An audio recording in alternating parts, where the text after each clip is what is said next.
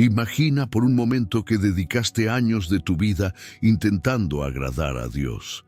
Sigues reglas, cumples ritos, haces todo lo posible por ser bueno y aún así sientes que algo falta. Te levantas cada día con el peso de no ser suficiente, con la culpa de no alcanzar la perfección que crees que Dios espera de ti.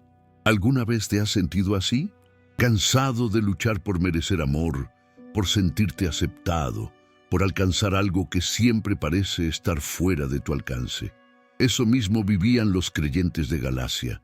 Habían recibido el mensaje de la gracia, habían experimentado la libertad en Cristo, pero pronto comenzaron a cargar nuevamente las cadenas de la ley, creyendo que su salvación dependía de sus esfuerzos.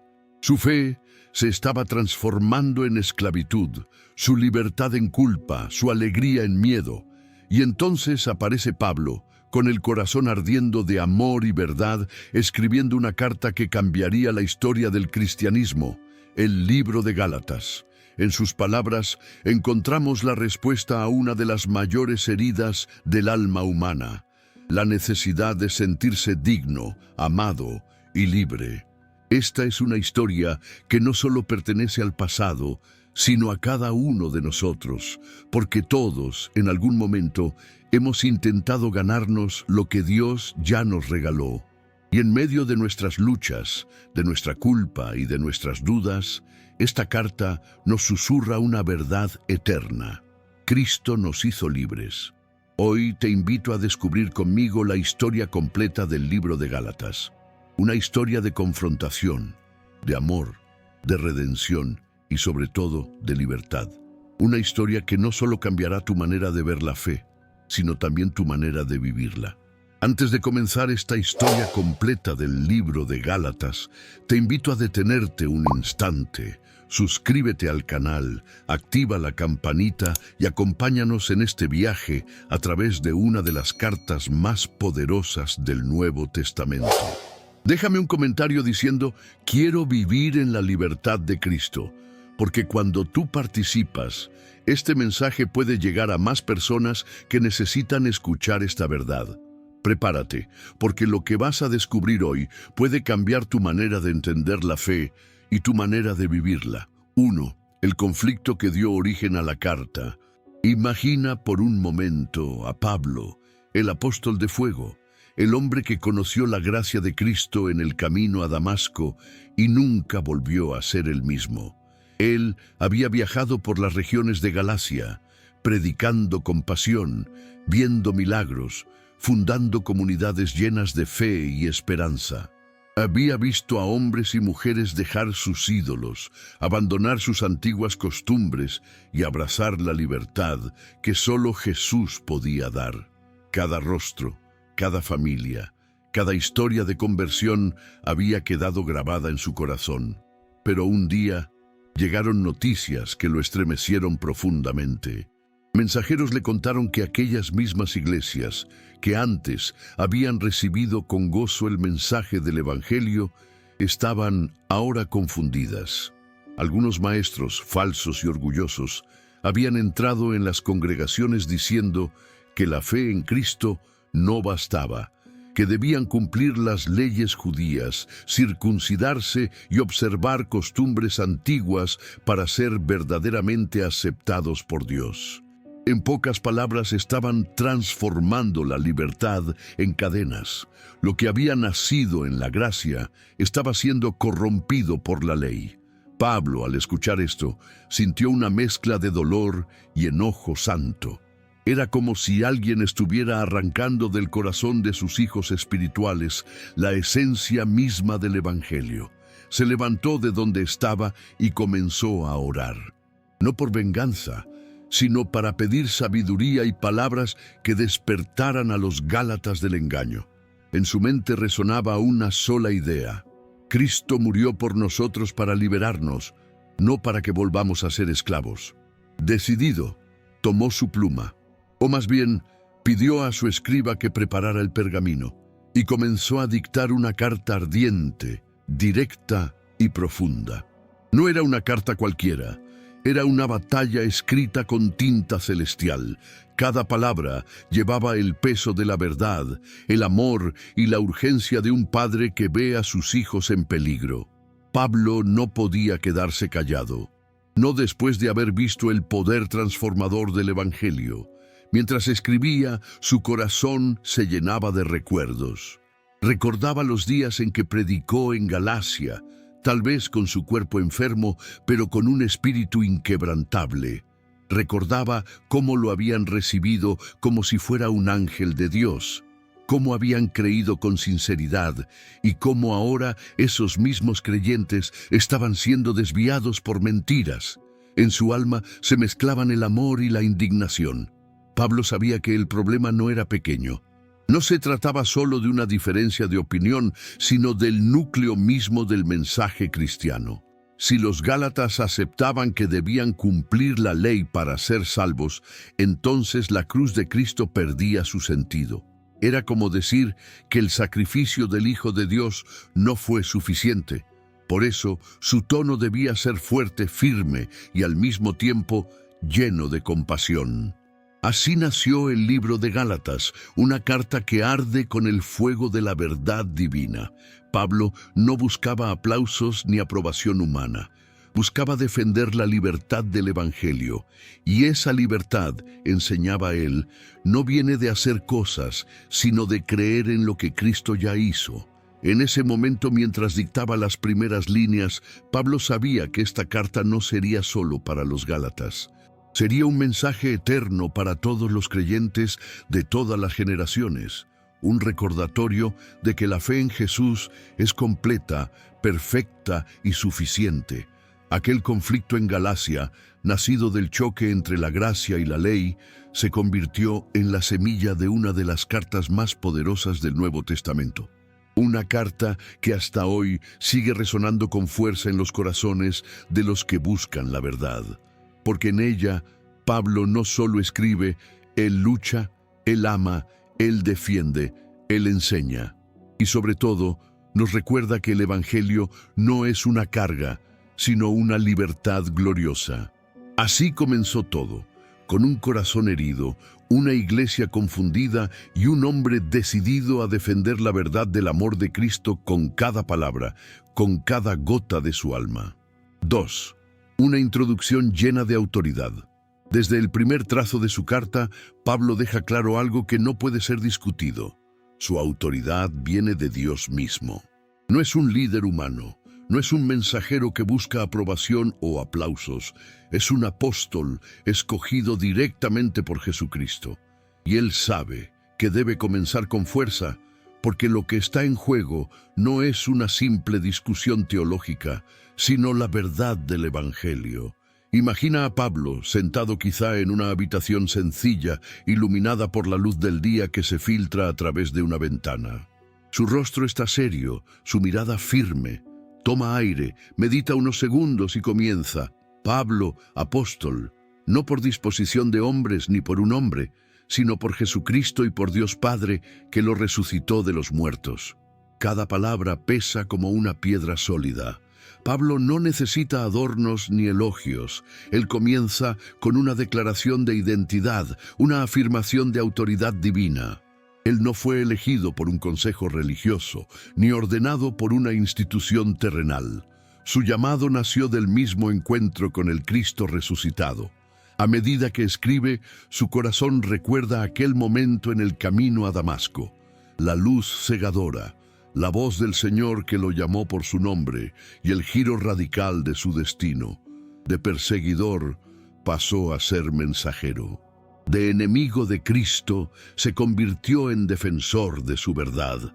Por eso, cuando ahora enfrenta a los falsos maestros que intentan distorsionar el Evangelio, Pablo habla con la fuerza de alguien que ha visto la gloria de Dios con sus propios ojos.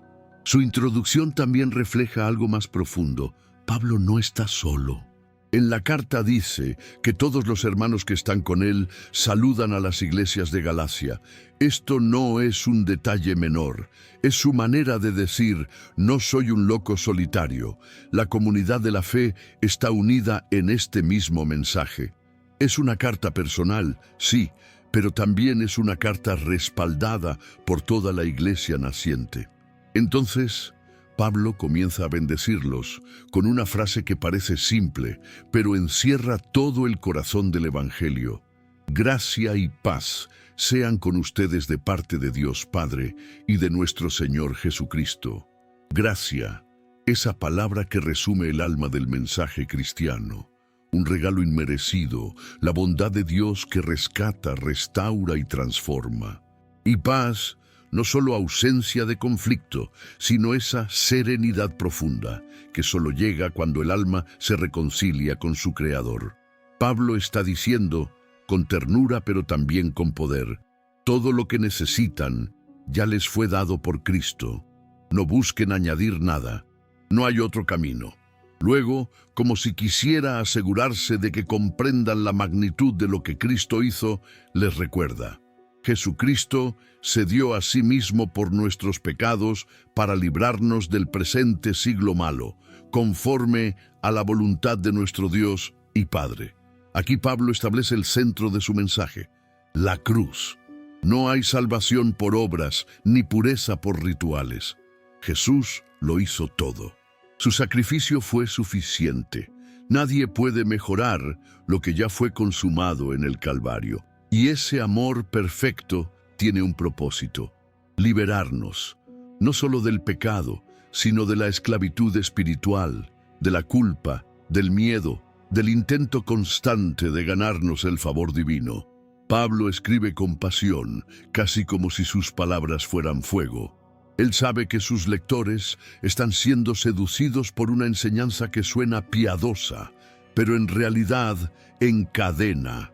Por eso comienza su carta con firmeza, sin rodeos, declarando que solo la gracia salva y que quien busque justificar su fe por medio de la ley está negando el poder de Cristo. En ese momento, mientras dicta sus palabras, Pablo se convierte no solo en un teólogo, sino en un padre espiritual que clama por el corazón de sus hijos. Su tono tiene autoridad, sí, pero también tiene amor. Quiere despertarlos del engaño, recordándoles quién es Él, quién los llamó y sobre todo quién los salvó. Cada línea de esa introducción vibra con propósito. No hay formalidad vacía ni discurso religioso. Pablo está luchando por sus almas, y aunque escribe desde lejos, su voz resuena con la cercanía de un pastor que defiende a su rebaño de los lobos. Así, el apóstol cierra su introducción entregando la gloria a quien realmente la merece. A Él sea la gloria por los siglos de los siglos. Amén. Con esas palabras, Pablo no solo inicia una carta, sino una batalla espiritual. Declara que toda gloria pertenece a Dios, no a los hombres ni a sus reglas, y de ese modo prepara el terreno para confrontar el error, sanar las heridas de la fe y traer de nuevo a los Gálatas a la verdad que los había hecho libres desde el principio. 3. El asombro de Pablo ante la confusión.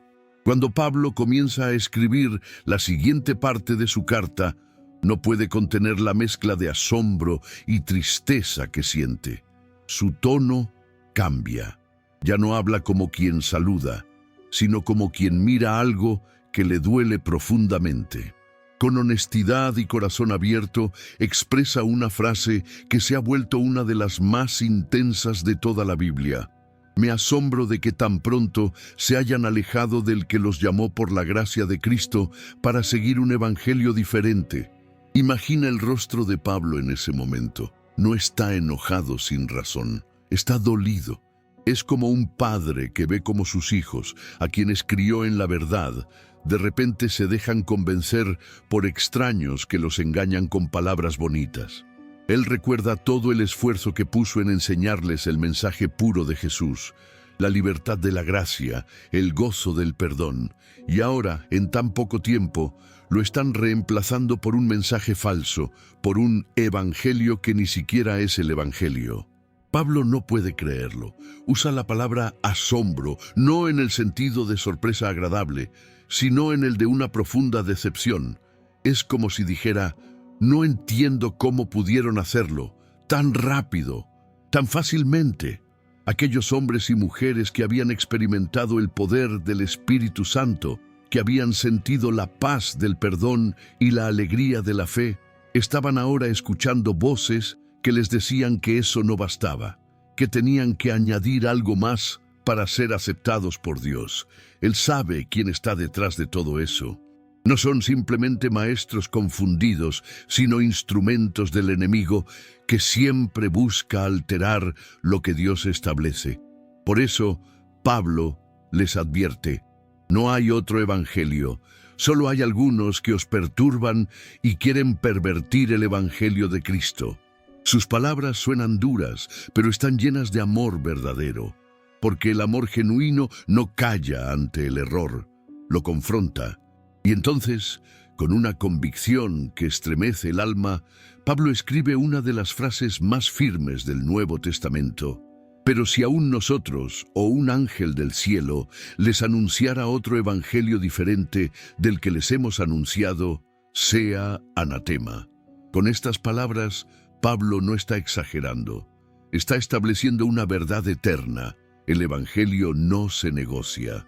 No puede cambiarse, no puede adaptarse a las modas, ni puede mezclarse con tradiciones humanas. La salvación es por la fe en Cristo, y punto. Nada más. Ni rituales, ni leyes, ni costumbres pueden añadir o mejorar lo que Jesús ya consumó en la cruz. Pablo llega a repetirlo en el siguiente versículo, como si quisiera grabarlo a fuego en sus corazones. Como antes hemos dicho, también ahora lo repito: si alguno les predica un evangelio diferente del que recibieron, sea anatema. Sus palabras son como martillos de verdad que rompen las cadenas del engaño. Pablo no teme ofender a los hombres, porque su lealtad no está con ellos, sino con Dios. Lo deja claro cuando escribe: ¿busco ahora el favor de los hombres o el de Dios? ¿O trato de agradar a los hombres? Si todavía agradara a los hombres, no sería siervo de Cristo. Esa última frase lo define. Pablo no busca aplausos ni aceptación, busca fidelidad. Él sabe que decir la verdad puede traer rechazo, críticas o incluso persecución, pero su conciencia está firme. No hay nada más importante que preservar el mensaje puro del Evangelio.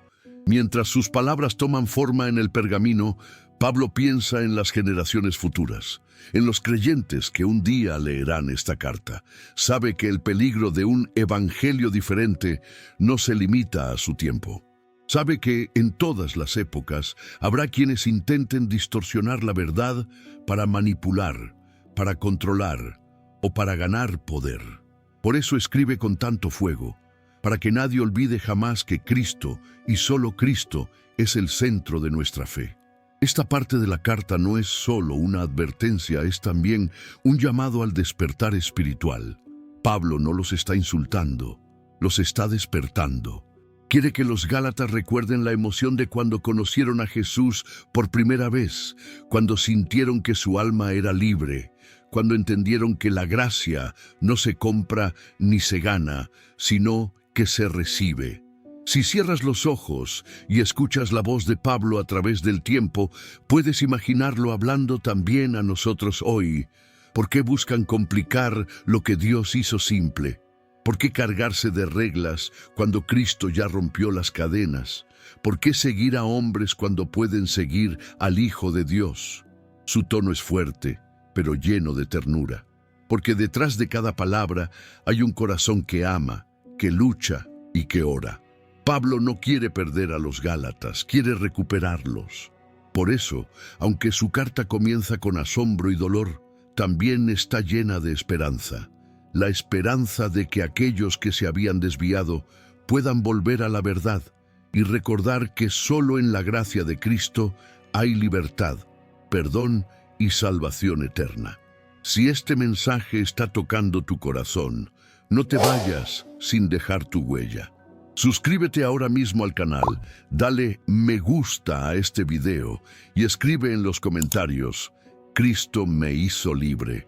Tus palabras pueden inspirar a otros a encontrar la misma libertad que tú estás descubriendo hoy. Juntos, hagamos que esta verdad, la gracia y la libertad en Cristo, llegue a miles de corazones. 4. El verdadero evangelio revelado por Dios. Pablo, con el corazón ardiendo por dentro, sabía que debía dejar algo muy claro antes de continuar su carta. El evangelio que él predicaba no era humano, no era producto de ninguna escuela, tradición ni consejo religioso. Era una revelación directa de Jesucristo. No había aprendido esas verdades de otros apóstoles, ni las había inventado por conveniencia. Él las había recibido del mismo Cristo resucitado. Imagina por un momento a Pablo recordando su pasado. Antes de ser el gran apóstol que todos conocemos, había sido un hombre muy distinto. Su nombre era Saulo de Tarso, un fariseo celoso, instruido por el maestro Gamaliel, uno de los más respetados en Jerusalén. Era brillante, apasionado y profundamente religioso, pero también era implacable. Creía que los cristianos eran una amenaza para la fe judía, una herejía que debía ser destruida. Pablo había visto cómo aquellos seguidores de Jesús se multiplicaban, cómo hablaban con una valentía inexplicable, cómo predicaban que el Mesías ya había venido, y eso lo enfurecía. Por eso, respirando amenazas, pidió cartas a los sacerdotes para ir a Damasco y arrestar a los cristianos. En su mente pensaba que estaba haciendo un servicio a Dios. No sabía que en ese mismo camino su vida daría un giro eterno. Mientras avanzaba con sus compañeros por la ruta polvorienta hacia Damasco, de repente una luz del cielo lo envolvió por completo. No era una luz normal, era algo que sus ojos nunca habían visto, brillante como el sol, pero más profunda, más viva, más santa. Cayó al suelo cegado temblando, y en medio de esa luz, una voz que venía de lo alto pronunció su nombre con poder y ternura a la vez. Saulo, Saulo, ¿por qué me persigues? Desconcertado, Saulo preguntó, ¿quién eres, Señor? Y la voz respondió, yo soy Jesús, a quien tú persigues. Esa frase partió su alma en 1000 pedazos. En un solo instante comprendió que el mismo Jesús que él consideraba un impostor era realmente el Hijo de Dios, que los hombres y mujeres a los que había perseguido eran, en realidad, parte del cuerpo de Cristo. Desde ese momento, todo cambió. El perseguidor se convirtió en discípulo, el enemigo del Evangelio se transformó en su defensor más apasionado. Durante 3 días, Pablo quedó ciego. No comió ni bebió nada. En la oscuridad comenzó su transformación interior. En Damasco, un discípulo llamado Ananías, guiado por el Espíritu Santo, fue enviado a buscarlo. Aunque temía acercarse, pues Pablo era conocido por su crueldad, obedeció al Señor. Entró en la casa donde estaba Saulo, puso sus manos sobre él y dijo, «Hermano Saulo, el Señor Jesús, que se te apareció en el camino, me ha enviado para que recobres la vista y seas lleno del Espíritu Santo». En ese instante, algo como escamas cayó de sus ojos y pudo ver de nuevo. Pero no solo recobró la vista física, también se le abrieron los ojos del alma. Fue bautizado y comenzó una nueva vida completamente entregada al Evangelio que antes había intentado destruir. Por eso, cuando Pablo les dice a los Gálatas que su mensaje no proviene de hombres, está hablando desde su propia historia. Él no fue instruido por Pedro, ni por Juan, ni por ningún otro. No pasó años estudiando en Jerusalén para recibir una orden. Fue Cristo mismo quien lo llamó, quien lo instruyó, quien lo transformó. Su autoridad venía del cielo, no de la tierra. Después de su conversión, Pablo no corrió a buscar la aprobación de nadie. Se retiró por un tiempo a Arabia, donde se dedicó a orar, a meditar, a entender todo lo que había vivido. En ese silencio desértico, el Espíritu de Dios fue formando en él la sabiduría y la revelación que luego compartiría con las iglesias. Cuando finalmente regresó, ya no era el mismo Saulo orgulloso y fariseo, sino el Pablo humilde y poderoso, lleno del Espíritu y dispuesto a morir por el nombre de Cristo. Por eso, en su carta, habla con tal seguridad. Cuando dice que el Evangelio le fue revelado por Jesucristo, no está exagerando ni intentando impresionar. Está recordando que su encuentro con el Salvador no fue una experiencia simbólica, sino una revelación directa, viva y transformadora. Cada palabra que Pablo escribe en esta parte de la carta nace de su experiencia personal. Él sabe lo que es vivir bajo la ley, cargado de reglas, buscando agradar a Dios a través del esfuerzo. Y también sabe lo que es ser liberado por la gracia. Esa es la razón por la que su mensaje tiene tanta fuerza, porque él mismo fue testigo del poder que tiene Cristo para transformar lo imposible en una nueva creación. Así, en este punto de la historia, Pablo no solo defiende su autoridad como apóstol, sino que nos recuerda una verdad eterna. La fe verdadera no nace de tradiciones humanas, sino de un encuentro real con el Dios vivo. Y esa es la razón por la que su carta a los Gálatas sigue viva hasta hoy, porque en cada línea late la historia de un hombre que pasó de ser enemigo de Cristo a ser su más ferviente defensor. 5. El encuentro con los apóstoles. Después de haber contado cómo el mismo Cristo le reveló el Evangelio, Pablo continúa su relato con un detalle que demuestra humildad, sabiduría y autenticidad.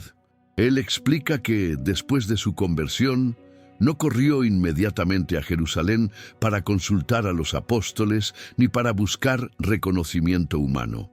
No, Pablo necesitaba primero entender profundamente el llamado que Dios le había hecho.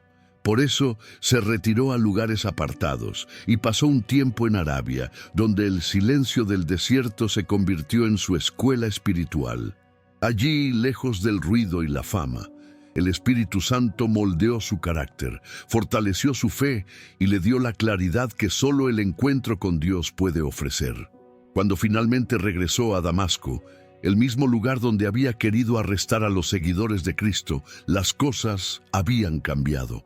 La noticia de su conversión se había extendido por todas partes. La gente no podía creerlo. Algunos decían: ¿no es este el hombre que perseguía a los que invocaban el nombre de Jesús? Pero ahora, en vez de destruir iglesias, las edificaba. En vez de sembrar miedo, predicaba esperanza. En vez de traer cadenas, liberaba almas. Era el mismo hombre, pero con un corazón completamente nuevo. Pasaron 3 años antes de que Pablo sintiera que era momento de ir a Jerusalén. Su intención no era buscar poder, ni competir con los otros apóstoles, sino conocerlos, compartir con ellos la fe y confirmar que el mensaje que predicaba era el mismo que ellos anunciaban. Cuando llegó a la ciudad santa, fue recibido con cautela. No era para menos. Muchos todavía lo recordaban como el perseguidor, el enemigo. Sin embargo, un hombre llamado Bernabé, un discípulo fiel y lleno del Espíritu, fue quien se acercó a él, lo tomó de la mano y lo presentó ante los apóstoles. Fue entonces cuando Pablo conoció a Pedro, llamado también Cefas, y a Santiago, el hermano del Señor. Con Pedro pasó 15 días, un tiempo breve pero suficiente para compartir experiencias profundas. Imagina ese encuentro. 2 hombres tan diferentes, pero unidos por la misma fe. Pedro, el pescador impulsivo que caminó sobre el agua, y Pablo, el estudioso fariseo que encontró a Cristo en un resplandor celestial. Juntos conversaron, oraron, se reconocieron como hermanos en la fe. En esas conversaciones no hubo rivalidad ni disputa, solo gratitud. Pedro compartió con él los recuerdos de los días que pasó junto a Jesús, las enseñanzas, los milagros, las lágrimas y la cruz. Y Pablo, a su vez, compartió cómo Cristo se le había aparecido personalmente, cómo lo había transformado y enviado a predicar a los gentiles. Ambos comprendieron que, aunque sus misiones eran diferentes, servían al mismo Señor y al mismo propósito. Pedro sería apóstol entre los judíos y Pablo el apóstol de los gentiles. Este momento marcó un punto de unión en la historia del Evangelio. Fue como si Dios confirmara que su mensaje no estaba dividido. No había un Cristo para los judíos y otro para los gentiles, sino un solo Salvador para toda la humanidad. Pablo salió de Jerusalén con el corazón encendido. Había sentido la comunión de los apóstoles y la aprobación divina. Sabía que su misión estaba clara: llevar la buena nueva a los que nunca habían oído hablar del Mesías. Después de esa visita, volvió a las regiones de Siria y Cilicia. No buscaba reconocimiento ni fama. Predicaba con humildad, con el fuego del Espíritu y con una verdad que no dependía de diplomas ni títulos, sino del poder de Dios que obraba en él. Las iglesias de Judea, que aún no lo conocían en persona, solo oían decir: el que antes nos perseguía, ahora anuncia la fe que en otro tiempo quería destruir. Y cuando escuchaban eso, los creyentes no dudaban, no murmuraban ni sospechaban. Glorificaban a Dios por su vida, porque entendían que solo un milagro del cielo podía transformar a un perseguidor en un apóstol. Pablo, con sencillez, deja este testimonio en su carta para que los gálatas comprendan que su autoridad no proviene de ningún hombre ni de un concilio religioso. Él no fue moldeado por el sistema, sino por la mano directa del Creador. Su experiencia con Pedro y Santiago no fue un acto político, sino una confirmación espiritual. Así, en esta parte de la historia, vemos a un Pablo fortalecido, firme y lleno de propósito. Ya no el hombre que busca justicia por sus propios medios, sino aquel que ha entendido que la verdadera justicia viene por la fe en Cristo Jesús.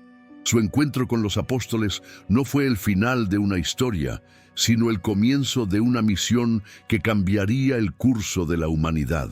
Desde Jerusalén hasta los confines del mundo antiguo, Pablo llevaría la llama de la gracia a pueblos, ciudades y corazones, enseñando que todos, sin importar origen o cultura, podían ser parte de la familia de Dios. Y así, el perseguidor se convirtió en mensajero, el fariseo en predicador y el enemigo de la cruz en uno de sus más grandes defensores. Todo por un encuentro con la verdad viva, Jesucristo, el Hijo de Dios. 6. El conflicto con Pedro en Antioquía. En esta parte de la historia, Pablo abre su corazón y relata uno de los momentos más tensos y reveladores de su ministerio. Él no teme contar un episodio que muchos hubieran preferido ocultar: el día en que tuvo que enfrentarse cara a cara con Pedro, el apóstol del Señor, en la ciudad de Antioquía. Imagina la escena. Antioquía era una ciudad vibrante, llena de comercio, cultura y diversidad. Allí convivían judíos y gentiles, y la iglesia local reflejaba esa mezcla. Era un lugar donde los creyentes judíos y los creyentes no judíos comían juntos, oraban juntos y compartían la misma fe en Cristo. Era un hermoso retrato de la unidad que el Evangelio había traído al mundo. Personas diferentes, unidas bajo un mismo Señor. Pedro había ido a Antioquía y al principio se comportaba con naturalidad entre los hermanos gentiles. Comía con ellos, conversaba, reía, oraba. No había divisiones. Sabía que en Cristo todos eran uno. Pero un día llegaron algunos hombres enviados por Santiago, de Jerusalén, judíos muy apegados a las tradiciones. Y de pronto, Pedro cambió su actitud. Comenzó a distanciarse de los gentiles, evitando comer con ellos por miedo a las críticas de la circuncisión. Fue un momento incómodo y doloroso. Muchos lo notaron, y lo peor fue que su ejemplo arrastró a otros. Incluso Bernabé, el compañero fiel de Pablo, empezó a actuar del mismo modo, separándose de los gentiles. La comunidad comenzó a dividirse. Los creyentes nuevos, confundidos, no entendían cómo aquellos que predicaban la igualdad en Cristo ahora volvían a las diferencias del pasado. Pablo observó todo aquello con un profundo pesar. No podía quedarse en silencio. Sabía que lo que estaba ocurriendo no era un simple malentendido cultural, sino una traición al corazón mismo del Evangelio. Cristo no había muerto para crear muros, sino para derribarlos. Por eso, con valentía, Pablo se levantó y enfrentó a Pedro delante de todos. No lo hizo con ira, sino con la firmeza de quien ama la verdad más que la aprobación humana. Le dijo: si tú, siendo judío, vives como los gentiles y no como los judíos, ¿por qué obligas a los gentiles a judaizar? Fue un silencio pesado. Todos escuchaban. Las palabras de Pablo cortaron el aire como una espada, pero también liberaron el ambiente de hipocresía y temor. Pedro había actuado movido por la presión de los hombres, no por la convicción del Espíritu, y Pablo lo sabía. No se trataba de despreciar a Pedro ni de humillarlo, sino de proteger la pureza del mensaje. Si los líderes de la iglesia comenzaban a hacer diferencias entre judíos y gentiles, el sacrificio de Cristo perdería su sentido. Volverían las barreras que el Evangelio había derribado con tanto amor. Pablo, mirando a todos, aprovechó aquel momento para dejar clara una verdad eterna. Sabemos que el hombre no es justificado por las obras de la ley, sino por la fe en Jesucristo. Estas palabras no fueron solo para Pedro, sino para toda la iglesia y para todas las generaciones que vendrían después. No somos aceptados por Dios por lo que hacemos, ni por cumplir normas, ni por practicar rituales. Somos aceptados porque Cristo nos amó, porque su sangre nos limpió, porque su gracia nos alcanzó. Pedro escuchó. No respondió con orgullo, sino con humildad. Comprendió el error. Y aunque este momento fue tenso, también fue una muestra de madurez espiritual. En la iglesia de Cristo nadie está por encima de la verdad, ni siquiera los apóstoles. Pablo relató este suceso en su carta a los Gálatas, no para exhibir a Pedro, sino para enseñar una lección esencial. La fe debe ser coherente. No podemos decir que creemos en la gracia y actuar como si aún estuviéramos atados a la ley. No podemos hablar de unidad y luego vivir como si hubiera clases espirituales entre los creyentes. El coraje de Pablo nos muestra lo que significa amar la verdad más que la reputación. Fue un acto de amor, no de confrontación vacía. Porque quien realmente ama a la iglesia corrige el error para preservar la pureza del Evangelio. Después de aquel enfrentamiento, la iglesia en Antioquía volvió a su armonía. Los creyentes aprendieron que en Cristo no hay judío ni griego, no hay esclavo ni libre, sino que todos son uno en Él. Pablo salió de ese episodio con el alma firme, convencido de que debía seguir defendiendo la verdad de la fe, aunque eso significara enfrentarse incluso a los más grandes. Y este acontecimiento quedó como un recordatorio eterno de que el Evangelio no se negocia, no se acomoda al miedo ni a la presión de los hombres. La gracia de Dios no admite máscaras. Somos salvos solo por la fe, guiados solo por el amor y unidos solo por Cristo. Así, lo que comenzó como una tensión en Antioquía se convirtió en una lección que sigue resonando hasta nuestros días. La verdad del Evangelio vale más que cualquier título, tradición o reputación, y solo los que viven en ella experimentan la libertad plena que Jesús vino a ofrecer. 7. Justificación por la fe y no por la ley. Después del intenso enfrentamiento con Pedro en Antioquía, Pablo aprovechó ese mismo contexto para enseñar una de las verdades más profundas y transformadoras del Evangelio: la justificación por la fe y no por las obras de la ley. Este era el núcleo del mensaje de Cristo, el corazón del Evangelio, y Pablo sabía que si los Gálatas entendían esta verdad, serían verdaderamente libres. Imagina a Pablo, con la mirada firme y la voz llena de convicción, escribiendo a sus amados hermanos de Galacia. En su mente aún resonaban las discusiones, las dudas y los engaños que los falsos maestros habían sembrado. Algunos les decían que, para ser salvos, debían cumplir la ley de Moisés, practicar la circuncisión y obedecer todos los preceptos antiguos. Pero Pablo, inspirado por el Espíritu Santo, les responde con una claridad que atraviesa los siglos. El hombre no es justificado por las obras de la ley, sino por la fe en Jesucristo. La palabra justificado significa declarado justo delante de Dios. Y Pablo les explica que esa justicia no se obtiene haciendo cosas buenas, ni siguiendo mandamientos, ni acumulando méritos. La justicia viene por medio de la fe, por creer, no por hacer, por confiar en la obra de Cristo, no en los esfuerzos humanos. Pablo conocía bien el peso de la ley, había vivido bajo ella. Había intentado cumplirla hasta el último detalle, convencido de que así agradaba a Dios. Pero lo que descubrió en su encuentro con Jesús fue que la ley solo muestra el pecado, pero no puede salvar. Es como un espejo que revela la mancha, pero no puede limpiarla. Solo Cristo puede hacerlo. Por eso, en esta parte de la carta, Pablo abre su alma. Escribe con emoción: he sido crucificado con Cristo, y ya no vivo yo, sino que Cristo vive en mí. Y lo que ahora vivo en la carne, lo vivo en la fe del Hijo de Dios, que me amó y se entregó a sí mismo por mí. Cada palabra de esa frase encierra un mundo de significado. Pablo está diciendo: yo morí a mi viejo yo, morí a mis obras, a mi orgullo, a mi antigua justicia. Ya no soy yo quien intenta complacer a Dios con mis fuerzas. Ahora Cristo vive en mí, y es su vida, su gracia y su amor lo que me sostienen. Él entendió que el Evangelio no es una religión de reglas, sino una relación de amor, que el cambio no ocurre por presión externa, sino por transformación interna.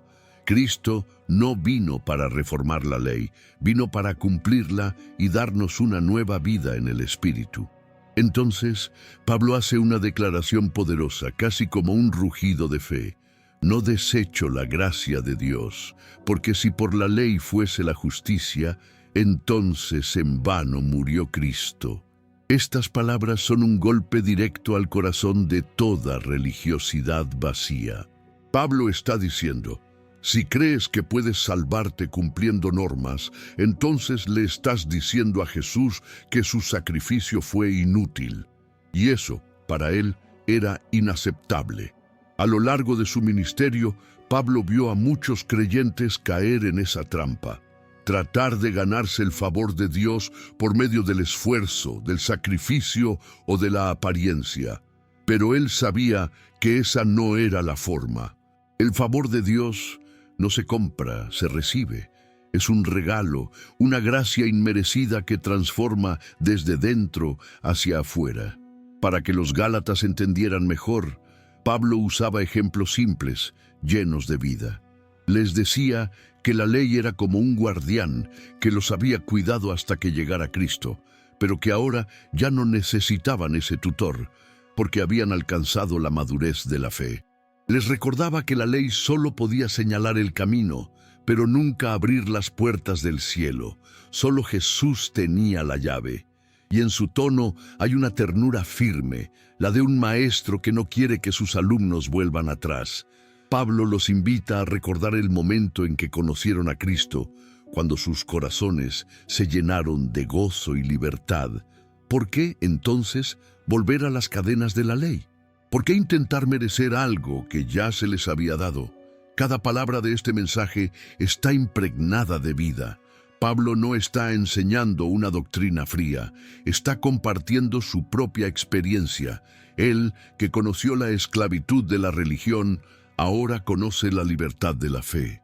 Él, que antes vivía tratando de cumplir mandamientos, ahora vive guiado por el amor de Cristo que mora en su interior. Así, el apóstol deja una lección eterna. No somos salvos por lo que hacemos, sino por en quién creemos.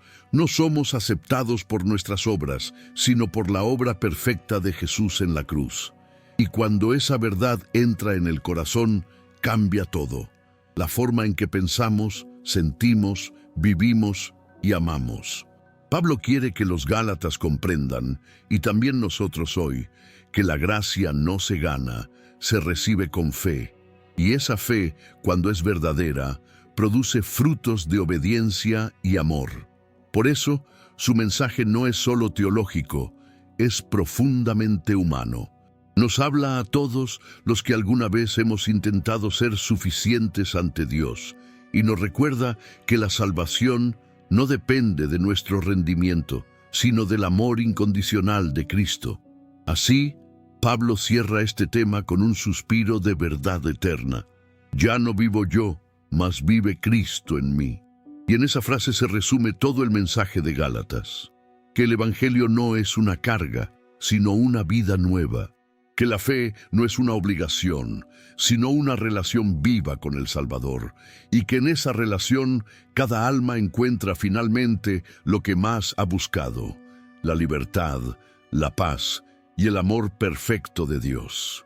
Si esta historia está hablando contigo, detente un momento y haz algo importante. Suscríbete al canal, dale me gusta a este video y escribe en los comentarios: ya no soy esclavo, soy libre en Cristo. Tu participación ayuda a que este mensaje de libertad y gracia llegue a más personas que hoy necesitan escuchar que Dios no los condena, los ama y los llama a vivir en libertad. 8. La fe de Abraham como ejemplo. Pablo, lleno del Espíritu y con un corazón encendido por la verdad, continúa su carta con una de las explicaciones más profundas y bellas de toda la Biblia. La fe de Abraham como el ejemplo supremo de la justificación por la fe.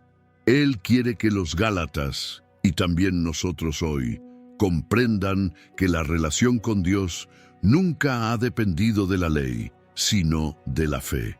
La historia de Abraham es la prueba viviente de ello. Imaginemos la escena. Miles de años antes de Cristo, en una tierra llamada Ur de los Caldeos, vivía un hombre llamado Abram. No era un sacerdote ni un sabio, era un hombre común, un nómada que adoraba junto a su familia los ídolos de su pueblo, pero un día Dios mismo lo llamó, no por mérito, no por sus obras, sino por gracia. Le dijo: sal de tu tierra, de tu parentela y de la casa de tu padre, y ve a la tierra que te mostraré. Haré de ti una gran nación, y en ti serán benditas todas las familias de la tierra. Abraham obedeció. No sabía a dónde iba, no tenía un mapa, no conocía el futuro, solo tenía una promesa y una fe inmensa. Esa fe, sencilla pero poderosa, es lo que Dios vio en su corazón. Y la Escritura dice: y creyó Abraham a Dios, y le fue contado por justicia. Esa es la frase clave que Pablo repite con fuerza.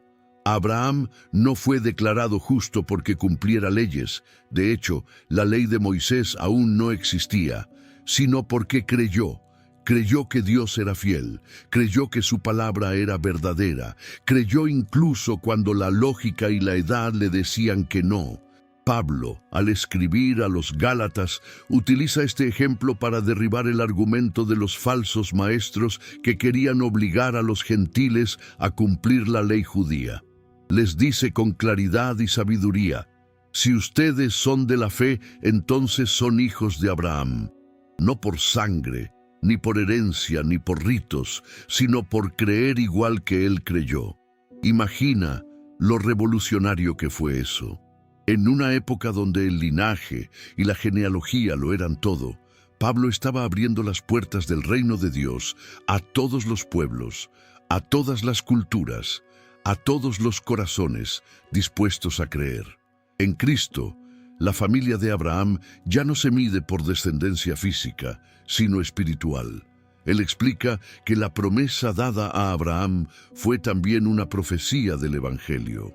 Porque cuando Dios le dijo: en ti serán benditas todas las naciones, estaba anunciando el plan de salvación que se cumpliría siglos después con la venida de Jesús. Así, la fe de Abraham se convierte en el punto de conexión entre el Antiguo y el Nuevo Testamento. Pablo les recuerda que los que dependen de la ley están bajo maldición, porque nadie puede cumplirla perfectamente. Basta fallar en un solo punto para quedar culpable de todo. Pero Cristo, dice el apóstol, nos redimió de la maldición de la ley, haciéndose él mismo maldición por nosotros. El Hijo de Dios tomó el lugar que nos correspondía para que por medio de la fe pudiéramos recibir la bendición prometida a Abraham. Pablo escribe estas palabras con una mezcla de razón y fuego espiritual. Está construyendo un puente en la mente de sus lectores. Les está diciendo, la ley vino mucho después de Abraham. Fue necesaria por un tiempo, para revelar el pecado, pero la promesa de la fe es anterior y más poderosa. Es como si Pablo dijera, el pacto de Dios con Abraham fue un contrato firmado por su propia mano, y nadie puede anular lo que Dios mismo estableció. El apóstol se detiene en un detalle importante. La promesa fue hecha en singular. Dios no dijo a tus descendientes, sino a tu descendencia, refiriéndose a Cristo. En otras palabras, Jesús es el cumplimiento de la promesa hecha a Abraham. Él es la simiente que trae la bendición, el puente entre el cielo y la tierra, el cumplimiento de la fe antigua y la esperanza nueva. Pablo, con sabiduría divina, hace que los Gálatas comprendan que todo el plan de Dios ha sido siempre coherente. Desde el principio, el Señor no quiso que el hombre viviera bajo el peso de la ley, sino bajo la libertad de la fe. Abraham creyó sin ver. Nosotros creemos viendo el cumplimiento en Cristo, pero ambos caminos se encuentran en el mismo punto, la confianza total en Dios. Y mientras escribe, se puede sentir la pasión de Pablo por dejar todo claro. No hay dos caminos hacia la salvación. No hay una fe para unos y una ley para otros. Solo hay un camino, una verdad, una promesa, un Salvador. Abraham se convierte entonces en el ejemplo perfecto. Un hombre que esperó, que dudó a veces, pero que nunca soltó la mano de Dios. Un hombre que entendió que la fe no es sentir, sino creer cuando nada parece tener sentido. Y Pablo concluye esta enseñanza con una verdad que atraviesa los siglos. Los que son de la fe son bendecidos con el creyente Abraham. Esto significa que cada persona que pone su confianza en Cristo, sin importar su nacionalidad, su pasado o su condición, recibe la misma bendición que Abraham. La misma justicia, la misma gracia, la misma promesa. Así, el apóstol nos deja una imagen viva, la de un hombre mirando al cielo, contando estrellas imposibles, creyendo en promesas invisibles y siendo llamado amigo de Dios. Esa es la herencia de todos los que creen. Esa es la fe que justifica, que libera, que transforma y que une a todas las generaciones bajo una misma palabra. Fe. 9. La función de la ley. Después de haber mostrado con tanta claridad la fe de Abraham como el camino hacia la justificación, Pablo continúa su carta revelando una verdad esencial que muchos no comprendían en su tiempo y que incluso hoy sigue siendo profunda. ¿Para qué fue dada la ley? Esta pregunta era inevitable, porque los Gálatas estaban siendo confundidos por maestros que decían que, aunque la fe en Cristo era importante, la ley todavía debía cumplirse para alcanzar la salvación. Pero Pablo, con sabiduría divina, les explica que la ley tenía un propósito, pero no el poder de salvar. Imagina a Pablo, escribiendo con su pluma y con el corazón encendido, tratando de llevarlos a comprender que la ley fue como un maestro, un tutor, una guía que tenía una función temporal. La ley fue dada por Dios a través de Moisés en el monte Sinaí, en medio de truenos, relámpagos y fuego. Fue un momento solemne, un pacto sagrado entre Dios e Israel.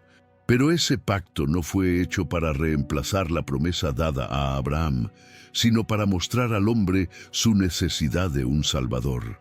Pablo les dice con firmeza, la ley fue añadida a causa de las transgresiones, hasta que viniese la descendencia a quien fue hecha la promesa. Es decir, la ley no fue el camino de salvación, sino un espejo perfecto que reflejaba el carácter de Dios, pero que también mostraba el pecado humano. Cuando uno se mira en ese espejo, comprende cuán lejos está de la santidad divina. La ley no tenía la capacidad de limpiar el pecado, solo de revelarlo. Imagina a un israelita en los tiempos antiguos. Cada año debía ofrecer sacrificios, seguir normas, cumplir rituales y leyes que regulaban cada aspecto de la vida: la comida, la ropa, las festividades, los sacrificios, las purificaciones. Todo eso tenía un propósito: preparar el corazón del pueblo para el Mesías. Cada sacrificio de un cordero apuntaba al cordero perfecto que habría de venir. Cada rito de purificación anunciaba la limpieza verdadera que solo Cristo podría dar. Cada norma y cada mandamiento eran una sombra de lo que habría de cumplirse plenamente en Jesús. Pablo les recuerda a los Gálatas que la ley fue entregada por medio de ángeles, a través de un mediador, Moisés. En cambio, la promesa a Abraham fue dada directamente por Dios. Eso muestra, dice Pablo, que la promesa es superior, porque proviene del mismo corazón del Padre, sin intermediarios humanos. Y entonces hace la gran pregunta: ¿acaso la ley está contra las promesas de Dios? Y él mismo responde: de ninguna manera. No hay conflicto entre la ley y la promesa. Simplemente tienen funciones diferentes.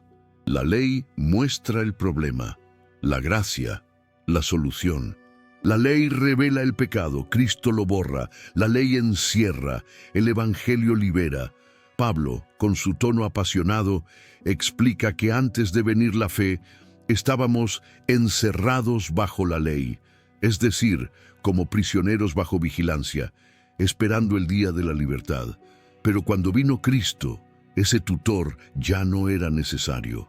La ley había cumplido su propósito: llevarnos de la mano hasta el Salvador. Es como si Pablo dijera: la ley fue un maestro severo, pero necesario. Enseñaba disciplina, mostraba justicia, hacía al hombre consciente de su necesidad de Dios.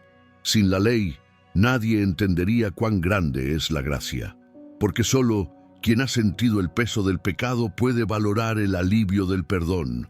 Pablo, que había sido fariseo, sabía esto por experiencia.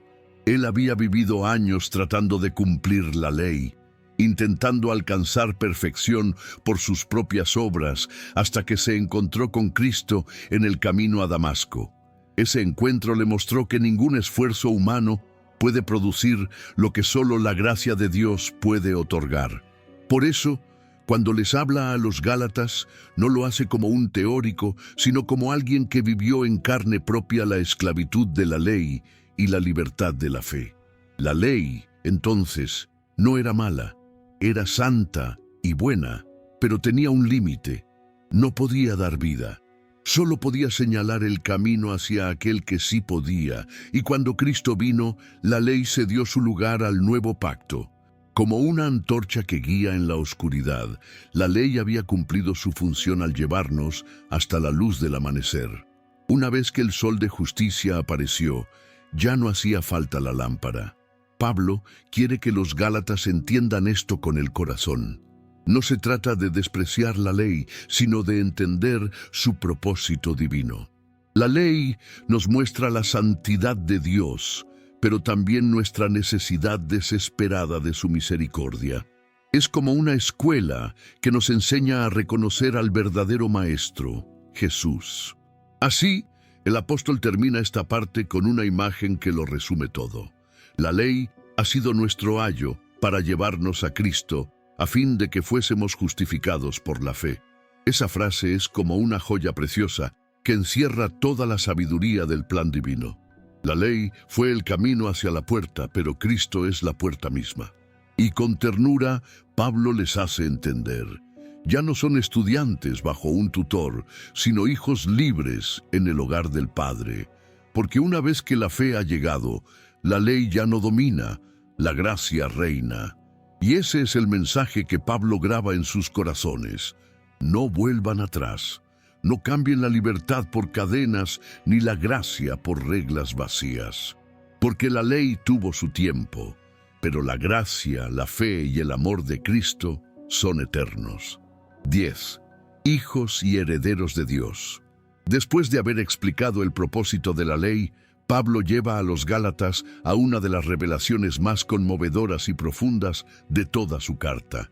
Ya no somos esclavos, sino hijos de Dios y por lo tanto herederos de sus promesas.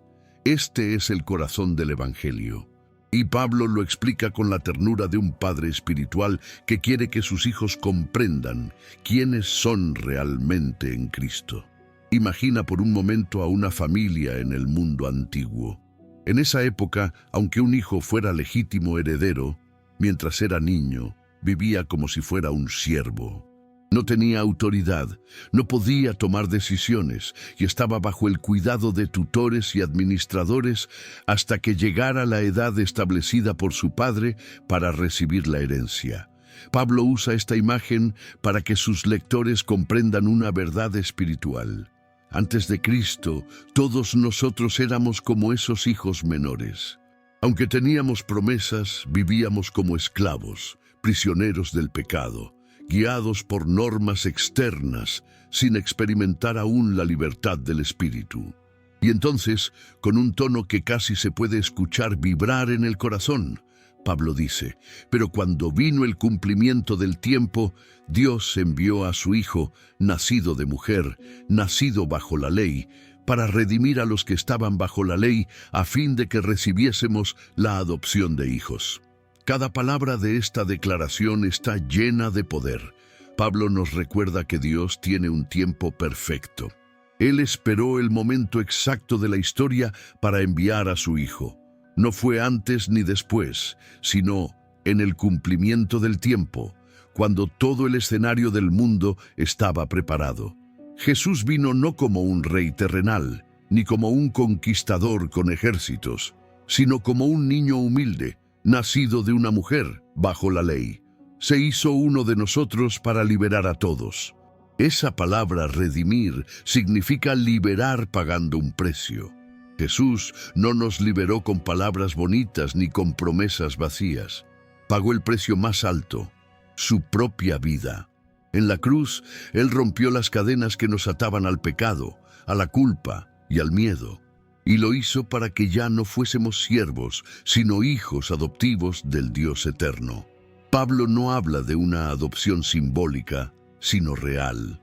En el mundo romano, la adopción era un acto legal muy serio. El hijo adoptado dejaba atrás su vieja vida, sus deudas, su pasado, y adquiría todos los derechos de un hijo legítimo. Eso mismo ocurre con nosotros en Cristo. Ya no somos extraños, sino parte de la familia celestial. Y entonces Pablo escribe una de las frases más bellas de toda la carta. Y por cuanto sois hijos, Dios envió a vuestros corazones el espíritu de su Hijo, el cual clama: Abba, Padre. Imagina ese momento. Abba es una palabra aramea que significa papá. No es una forma fría o distante de dirigirse a Dios, sino una expresión de intimidad, de confianza, de amor. Pablo está diciendo que ya no nos acercamos a Dios como esclavos temerosos, sino como hijos amados que pueden hablarle con ternura y cercanía. El Espíritu Santo que mora dentro de nosotros es quien nos da esa seguridad, esa voz interna que nos recuerda: eres hijo, eres hija, y tu Padre te ama. Y entonces Pablo declara con autoridad: así que ya no eres esclavo, sino hijo, y si hijo, también heredero de Dios por medio de Cristo. Estas palabras cambian completamente la forma de entender la fe. Ya no vivimos intentando ganarnos un lugar delante de Dios.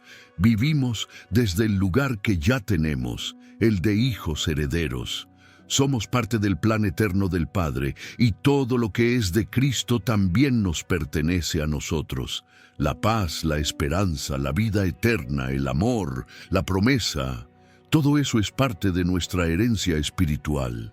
Pablo quiere que los Gálatas comprendan que volver a la ley después de haber recibido esta libertad es como si un hijo adoptado, con todas las riquezas del Padre disponibles, decidiera regresar a vivir como esclavo.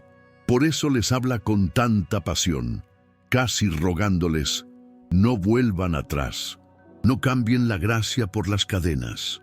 La historia que él cuenta no es solo teología, es una historia de familia, de identidad, de amor. Dios no nos salvó solo para perdonarnos, sino para hacernos sus hijos. Y cuando uno entiende eso, el corazón cambia para siempre, porque un siervo obedece por miedo, pero un hijo obedece por amor. Así, Pablo deja en el corazón de los Gálatas, y también en el nuestro, una de las verdades más hermosas del Evangelio. Ya no vivimos como esclavos del pasado, sino como hijos libres del Dios viviente. Ya no caminamos en tinieblas, sino en la luz de su favor. Ya no pedimos permiso para acercarnos al trono, porque ese trono pertenece a nuestro Padre. Y con esa imagen poderosa, el apóstol nos recuerda que la verdadera libertad no está en hacer lo que queremos, sino en vivir sabiendo quiénes somos, herederos del reino, hijos amados del Altísimo. 11. El dolor de Pablo por sus hijos espirituales. En este punto de la carta, el tono de Pablo se vuelve más íntimo, más humano, más emocional. Ya no está discutiendo con argumentos teológicos, ni defendiendo su autoridad apostólica. Ahora habla como un padre que ha visto a sus hijos alejarse del camino correcto, y su corazón está profundamente dolido. Es como si las letras del pergamino estuvieran escritas con lágrimas. Pablo comienza recordándoles a los Gálatas cómo fue su relación al principio, cuando él llegó por primera vez a predicarles el Evangelio. Muchos creen que durante aquel viaje misionero, Pablo estaba enfermo o padecía una dolencia física. Quizás se trataba de su vista o de otra enfermedad que lo debilitaba, pero, a pesar de su condición, los Gálatas no lo rechazaron ni lo despreciaron. Al contrario, lo recibieron con ternura, como si fuera un ángel de Dios, o incluso como al mismo Cristo Jesús. Imagina esa escena. Pablo, cansado, con el rostro marcado por las pruebas del camino, predicando con pasión a un pueblo que lo escucha con el corazón abierto. Ellos veían su debilidad, pero también su fuego interior. Y en lugar de juzgarlo por su apariencia o su enfermedad, lo honraban como a un mensajero celestial. Había una conexión genuina, un amor profundo entre ellos. Era una relación espiritual pura, nacida del Espíritu Santo. Pero ahora las cosas habían cambiado. Los falsos maestros habían llegado con su discurso legalista, sembrando desconfianza y dividiendo corazones. Y Pablo, con una mezcla de tristeza y sorpresa, les pregunta, ¿dónde está, pues, esa satisfacción que experimentaban? Porque les doy testimonio de que si hubiese sido posible, se habrían sacado sus propios ojos para dármelos. Es una frase llena de emoción. Pablo recuerda el amor sincero con el que lo habían tratado. Les recuerda que estuvieron dispuestos a todo por él, incluso a hacer sacrificios personales. Pero ahora, influenciados por otros, lo miraban con recelo, como si fuera su enemigo. Y entonces les pregunta con una honestidad desgarradora, ¿me he hecho, acaso, vuestro enemigo por deciros la verdad? Esa pregunta atraviesa el tiempo y toca el corazón de cualquiera que haya amado sinceramente a alguien que se desvió. Pablo no busca ganar una discusión, busca recuperar corazones. Él sabe que decir la verdad puede doler, pero también sabe que es el único camino para sanar. Con firmeza les advierte sobre los falsos maestros que habían entrado entre ellos. Les dice que esas personas los halagan, pero no con un corazón puro. Los adulan para apartarlos de la verdad y hacerlos dependientes de ellos. Era una manipulación espiritual disfrazada de religiosidad. Pablo les explica, ellos muestran mucho interés por ustedes, pero no con buenas intenciones. Les están diciendo lo que quieren oír, pero los están alejando del verdadero evangelio. Aquí, Pablo deja ver su humanidad y su ternura pastoral. Escribe con la pasión de un padre que sufre por sus hijos confundidos. Usa una imagen muy poderosa, casi maternal. Hijitos míos, por quienes vuelvo a sufrir dolores de parto hasta que Cristo sea formado en vosotros. Imagina esas palabras. Pablo siente en su alma el mismo dolor que una madre al dar a luz. No por un cuerpo físico, sino por el nacimiento espiritual de sus hijos en la fe. Él ya los había engendrado en Cristo cuando les predicó por primera vez, pero ahora siente que debe pasar por ese dolor nuevamente, porque los ve alejándose de la verdad. Es un amor puro, sacrificial, desinteresado. No busca fama ni poder. Solo quiere verlos firmes en la fe, llenos de Cristo, viviendo en libertad. En medio de ese desahogo, Pablo confiesa algo más. Quisiera estar con ellos, cara a cara, no para reprenderlos con dureza, sino para hablarles con ternura, con el tono que solo un amigo o un padre podría usar. Les dice: quisiera estar con vosotros ahora y cambiar mi tono, porque estoy perplejo en cuanto a vosotros. Esa palabra, perplejo, expresa el desconcierto de un corazón que no entiende cómo aquellos que conocieron la verdad con tanta claridad pudieron dejarse seducir por un falso evangelio. Es como si Pablo dijera: no entiendo cómo pudieron cambiar la libertad por esclavitud, la gracia por la ley, el amor por la obligación. Sin embargo, a pesar de su dolor, no hay en su tono amargura ni condena. Hay esperanza. Pablo cree que todavía pueden volver, que todavía hay tiempo para que Cristo vuelva a ocupar el centro de sus corazones. Su carta, en este punto, se convierte en un clamor de amor espiritual. Cada palabra parece decir: recuerden quiénes eran, recuerden cómo empezó todo, no dejen que nadie robe su fe ni su gozo. Pablo les recuerda que el Evangelio no es una cadena, sino una relación viva con Jesús, que no se trata de cumplir reglas, sino de dejar que Cristo sea formado dentro de nosotros. Porque cuando Cristo habita en el corazón, todo cambia. Los pensamientos, las emociones, las decisiones, la manera de ver la vida. En este capítulo, el apóstol nos deja una lección que atraviesa los siglos. No hay nada más triste que ver a alguien que conoció la verdad volver a la esclavitud de la mentira, pero también nos enseña que el amor verdadero no se rinde. Pablo no se cansa de escribir, de enseñar, de orar, de luchar por sus hijos espirituales, y esa imagen final, la de un padre espiritual con lágrimas en los ojos, escribiendo desde lejos con el alma en las manos, muestra que el Evangelio no es solo doctrina, es relación, es amor, es vida compartida. Pablo no está defendiendo un argumento, está defendiendo corazones. Y por eso sus palabras aún hoy resuenan con la misma fuerza: hijitos míos, por quienes vuelvo a sufrir dolores de parto hasta que Cristo sea formado en vosotros. Una frase que resume el alma del apóstol y el amor de Dios que nunca deja de buscar a los suyos. Si esta parte del mensaje te está impactando, no sigas viendo en silencio. Suscríbete ahora al canal, deja tu me gusta y comenta. La gracia de Cristo me dio libertad. Cada comentario y cada clic ayudan a que más personas descubran que no estamos llamados a vivir con culpa, sino con el gozo de la libertad que Jesús nos regaló. 12. Sara y Agar, una alegoría poderosa. En esta parte de su carta, Pablo recurre a una de las ilustraciones más poderosas y profundas de toda la Escritura. La historia de Sara y Agar, una alegoría que revela la diferencia entre vivir bajo la esclavitud de la ley y disfrutar de la libertad que trae la gracia de Cristo. Su propósito no es simplemente contar una historia antigua, sino hacer que los gálatas comprendan espiritualmente lo que está en juego, su identidad como hijos de la promesa. Pablo comienza recordándoles la historia de Abraham, el patriarca de la fe. Dios le había prometido que tendría un hijo y que a través de ese hijo se levantaría una gran nación, tan numerosa como las estrellas del cielo.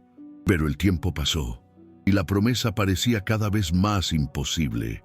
Abraham y su esposa Sara ya eran ancianos y ella era estéril. A los ojos humanos, el milagro que Dios había prometido parecía inalcanzable. Un día, en su impaciencia, Sara tuvo una idea. En lugar de esperar el cumplimiento divino, decidió ayudar a Dios con sus propios medios. Le dijo a Abraham que tomara a su sierva egipcia, Agar, y tuviera un hijo con ella. Así lo hicieron, y de esa relación nació Ismael. Pero aquel hijo, aunque era fruto del esfuerzo humano, no era el heredero de la promesa divina. Fue el resultado de la impaciencia, de la carne, de la falta de fe. Años después, cuando todo parecía perdido, Dios cumplió lo que había prometido. Sara, en su vejez, concibió y dio a luz a Isaac, el hijo de la promesa, el hijo nacido no del esfuerzo humano, sino del poder sobrenatural de Dios.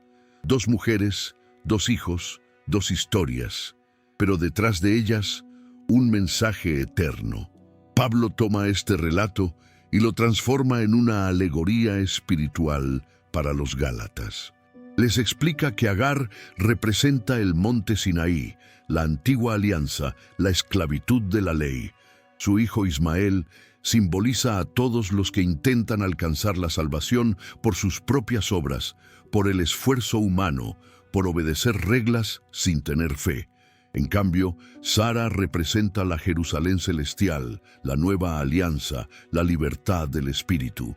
Su hijo Isaac simboliza a los que nacen de la promesa, los que confían en la gracia, los que viven por fe y no por obligación. Pablo escribe con claridad, porque está escrito que Abraham tuvo 2 hijos, uno de la esclava y otro de la libre. Pero el de la esclava nació según la carne y el de la libre por la promesa. Cada palabra de esta comparación está llena de significado. Agar e Ismael representan la religión basada en el esfuerzo humano. Debo hacer esto para agradar a Dios. Sara e Isaac representan la relación basada en la gracia. Dios me ama y por fe recibo su promesa. Una produce esclavos, la otra produce hijos libres. Entonces Pablo les dice algo que suena fuerte, pero que encierra una verdad espiritual liberadora. Echa fuera a la esclava y a su hijo, porque no heredará el hijo de la esclava con el hijo de la libre. Esta frase no se trata de despreciar personas, sino de romper con el espíritu de esclavitud. Pablo está diciendo, no puedes vivir bajo la ley y la gracia al mismo tiempo. No puedes pertenecer a 2 pactos. O eres hijo de la promesa, o esclavo de la ley, o vives confiando en Cristo, o te condenas intentando salvarte por ti mismo. Con esta alegoría, el apóstol invita a los Gálatas y a nosotros hoy a mirar dentro de su corazón. ¿Qué tipo de hijos somos? ¿De los que confían en su esfuerzo o de los que descansan en la promesa? Agar e Ismael representan el viejo pacto, la religiosidad que produce miedo y culpa. Sara e Isaac representan el nuevo pacto, la fe que produce gozo, libertad y amor. Pablo, con su estilo apasionado, les recuerda, así que hermanos, no somos hijos de la esclava, sino de la libre. Esta frase es el grito de la libertad cristiana. Ya no vivimos tratando de ganarnos el favor de Dios, porque su favor ya nos fue dado en Cristo. Somos hijos libres, no esclavos, herederos, no siervos, bendecidos, no condenados. Pablo quiere que los Gálatas comprendan que volver a la ley después de haber recibido la gracia es como si Isaac hubiera renunciado a su herencia para vivir como Ismael. Sería una locura espiritual. Dios nos ha hecho herederos de una promesa eterna y nadie puede quitarnos ese lugar. Para hacerlo más claro, podríamos imaginar a un hombre que ha sido liberado de prisión. Las puertas se abren, el sol brilla sobre su rostro, respira aire fresco por primera vez en años. Y sin embargo, en lugar de caminar hacia la libertad, decide regresar voluntariamente a su celda y cerrar la puerta detrás de él. Eso es exactamente lo que los Gálatas estaban haciendo al querer volver a la ley. Pablo escribe con urgencia: no vuelvan a la esclavitud, no vuelvan al miedo, al peso de las normas, a la religión sin vida. Cristo los hizo libres. Y la libertad en Cristo no es rebeldía, es plenitud, no es desobediencia, es amor que brota del corazón. La historia de Sara y Agar no es solo un recuerdo del pasado, es un espejo del alma humana. Todos en algún momento tenemos dentro de nosotros una Sara que cree en la promesa y una Agar que quiere controlar el proceso. Pero Pablo nos recuerda que la fe no se impone, se confía, no se fabrica, se recibe. Así termina este capítulo de la carta, con una invitación a vivir como Isaac, el hijo de la promesa, a creer incluso cuando la lógica dice que es imposible, a descansar en el amor del Padre en lugar de intentar ganarlo, y a recordar cada día que nacimos para la libertad, no para la esclavitud. Porque los hijos de la promesa, los que creen en Cristo, no viven bajo el peso de la ley, sino bajo el poder transformador de la gracia. 13. Cristo nos hizo libres. Pablo, con una fuerza espiritual que atraviesa los siglos, continúa su carta con una de las declaraciones más poderosas de toda la Biblia. Para libertad nos libertó Cristo. Manténganse, pues, firmes y no se sometan de nuevo al yugo de esclavitud. Estas palabras son un clamor, una advertencia y una invitación al mismo tiempo. No son solo un consejo teológico, sino un grito del corazón de un hombre que ha experimentado la libertad del Evangelio y no soporta ver a sus hijos espirituales encadenados otra vez por la religión y la culpa. Imagina a Pablo escribiendo esas líneas, con el rostro serio, con los ojos encendidos. Él sabe lo que significa vivir bajo el peso de la ley. Él lo vivió.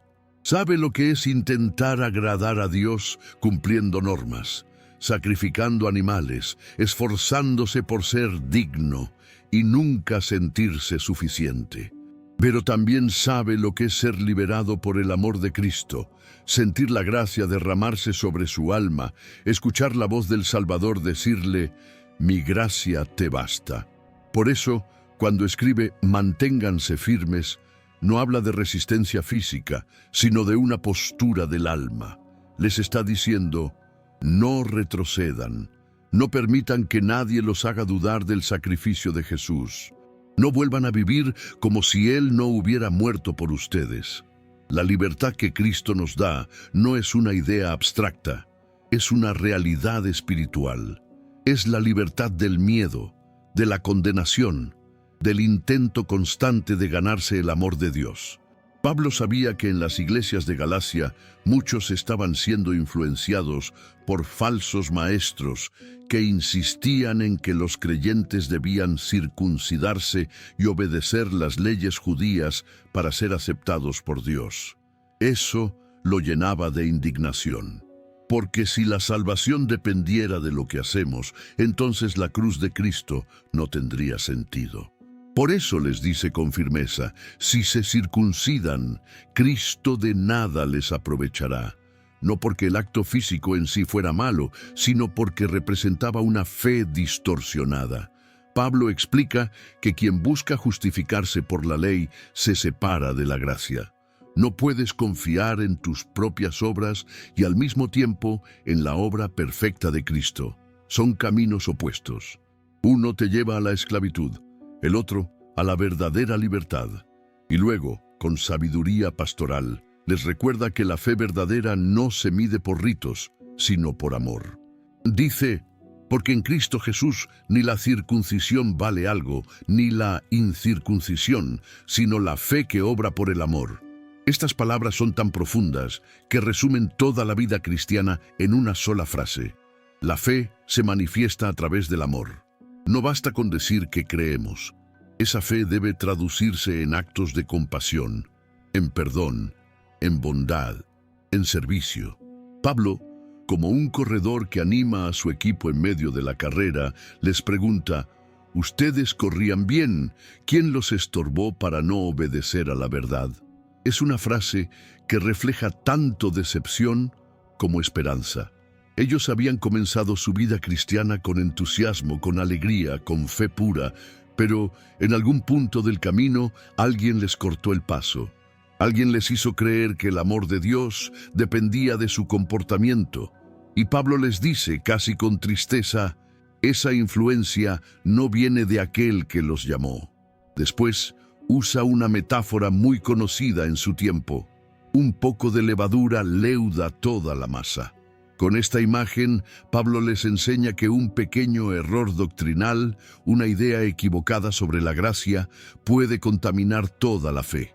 Si permitimos que la religión sustituya a la relación con Dios, la libertad se convierte en esclavitud espiritual.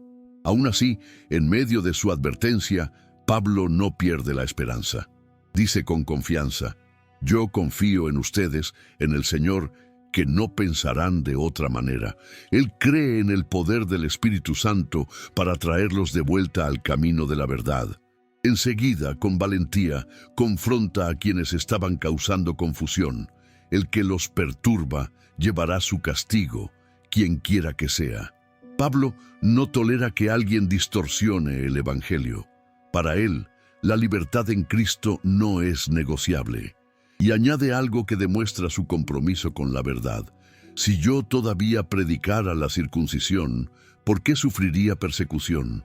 En tal caso, se habría acabado el escándalo de la cruz. La cruz era un símbolo de vergüenza para el mundo, pero de poder para los creyentes. Y Pablo sabía que muchos querían eliminar ese escándalo, suavizar el mensaje, hacerlo más aceptable. Pero él se niega. La cruz no puede ser decorada ni suavizada. La cruz es el lugar donde Cristo rompió nuestras cadenas, y quien la entiende jamás podrá volver a vivir esclavo. Finalmente, Pablo vuelve a recordar cuál es la esencia de la libertad cristiana. No usarla como excusa para el pecado, sino como oportunidad para servir. Les dice, vosotros, hermanos, a libertad fuisteis llamados, solo que no uséis la libertad como ocasión para la carne, sino servíos por amor los unos a los otros. Es una advertencia sabia y equilibrada.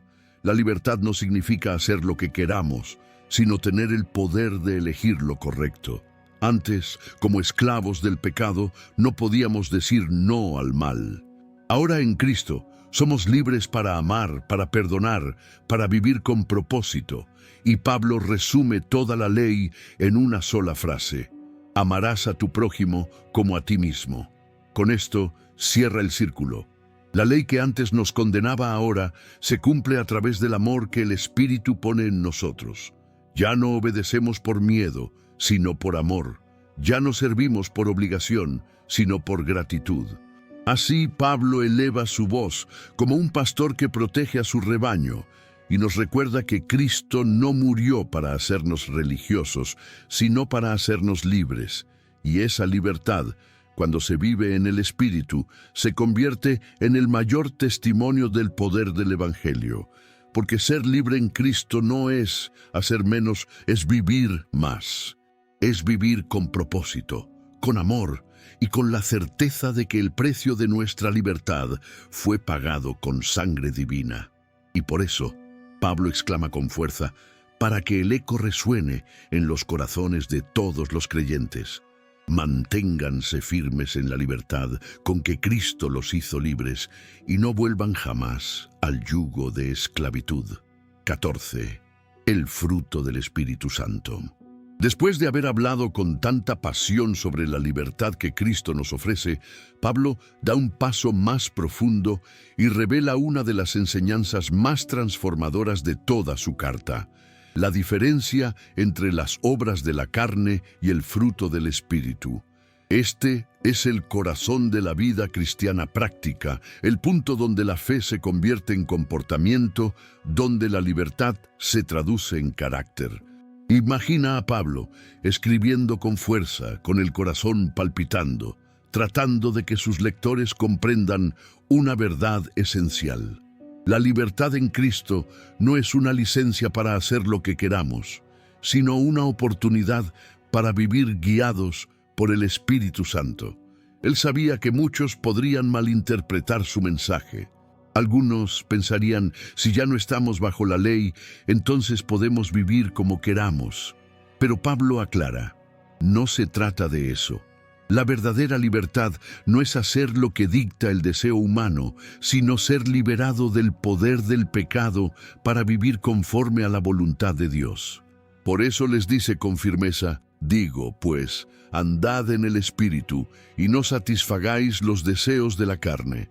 Esta frase resume una batalla que todos los creyentes enfrentan, una lucha interior entre dos fuerzas opuestas.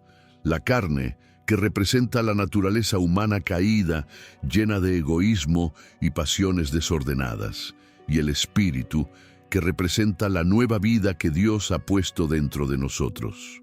Pablo describe esa batalla con una honestidad impresionante, porque el deseo de la carne es contra el Espíritu, y el del Espíritu es contra la carne, y estos se oponen entre sí para que no hagáis lo que quisierais. Es como si dentro de cada persona hubiera dos caminos, dos voces, dos impulsos, uno que nos lleva hacia Dios y otro que nos aleja. Y cada día debemos elegir a cuál escuchar.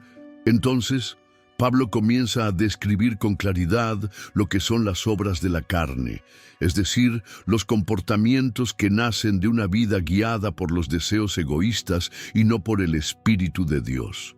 Dice, las obras de la carne son manifiestas, las cuales son adulterio, fornicación, inmundicia, lascivia, idolatría, hechicerías, enemistades, pleitos, celos, iras, contiendas, disensiones, herejías, envidias, homicidios, borracheras, orgías y cosas semejantes a estas. Pablo no menciona esta lista para condenar, sino para abrir los ojos. Él quiere que los gálatas vean con claridad el tipo de vida que produce la carne, el tipo de mundo que se genera cuando el corazón humano se aleja de Dios. Son comportamientos que destruyen relaciones, que rompen familias, que llenan el alma de vacío. Y luego advierte con firmeza, los que practican tales cosas no heredarán el reino de Dios. Pero justo cuando la lista parece sombría, Pablo cambia el tono. Es como si, después de mostrar la oscuridad, encendiera una luz resplandeciente. Y entonces escribe una de las descripciones más hermosas de toda la Biblia. Mas el fruto del Espíritu es amor, gozo, paz, paciencia, benignidad, bondad, fe, mansedumbre y templanza. Cada palabra aquí es como una joya espiritual. Pablo no dice los frutos en plural, sino el fruto en singular, porque no se trata de virtudes separadas, sino de un solo fruto que crece en el corazón del creyente cuando el Espíritu Santo gobierna su vida. No se trata de un esfuerzo humano, sino de una transformación divina. Pablo quiere que entendamos que el amor es la raíz de todo, el amor genuino que busca el bien del otro, que perdona, que da sin esperar. El gozo es la alegría profunda que no depende de las circunstancias, sino de la presencia de Dios. La paz es la serenidad del alma, que sabe que todo está bajo el control del Padre. La paciencia es la capacidad de soportar con fe, sin desesperar. La benignidad y la bondad son la ternura y la generosidad del corazón. La fe o fidelidad es la confianza constante en Dios, incluso cuando no entendemos. La mansedumbre es la fuerza bajo control, la humildad del que confía en Dios y no en sí mismo. Y la templanza es el dominio propio, la capacidad de decir no a lo que destruye y sí a lo que edifica. Pablo resume todo diciendo, contra tales cosas no hay ley. Porque quien vive así ya no necesita mandamientos que lo controlen. El Espíritu en su interior se convierte en su guía, su ley viva, su brújula moral. Luego, el apóstol da un paso más y recuerda el fundamento de esta transformación. Pero los que son de Cristo han crucificado la carne con sus pasiones y deseos. Es decir, ya no vivimos dominados por el viejo yo. Esa antigua naturaleza fue clavada en la cruz junto con Jesús. La vida del creyente es una nueva creación, y aunque la lucha continúa, el Espíritu nos da poder para vencer cada día. Finalmente, Pablo concluye con un llamado práctico y sabio. Si vivimos por el Espíritu, andemos también por el Espíritu. No basta con tener fe, hay que vivirla. No basta con decir que el Espíritu mora en nosotros. Hay que dejar que Él dirija nuestras decisiones, nuestras palabras, nuestras reacciones. Y como buen pastor, termina advirtiendo: no nos hagamos vanagloriosos, irritándonos unos a otros, envidiándonos unos a otros, porque incluso las virtudes espirituales pueden perder su belleza si se mezclan con el orgullo. Pablo quiere una comunidad guiada por el amor, no por la competencia. Así, en este pasaje, el apóstol traza un contraste eterno, el de la vida sin Dios y la vida con Dios. La primera está llena de confusión y vacío, la segunda de paz y plenitud, y con ternura nos invita a todos a caminar cada día guiados por el Espíritu, dejando que ese fruto divino florezca en nuestras palabras, en nuestras acciones y en nuestro corazón. Porque la verdadera libertad no está en hacer lo que sentimos, sino en vivir como Dios nos creó para vivir, en amor, en gozo, en paz y en comunión con Él. Y cuando eso sucede, el mundo puede mirar nuestras vidas y ver reflejado en nosotros el rostro mismo de Cristo. 15. Una vida de fe, humildad y restauración. En este último tramo de la carta, Pablo se convierte en un verdadero maestro del alma. Con ternura, sabiduría y firmeza, les enseña a los Gálatas cómo debe vivir alguien que ha sido transformado por la gracia de Cristo.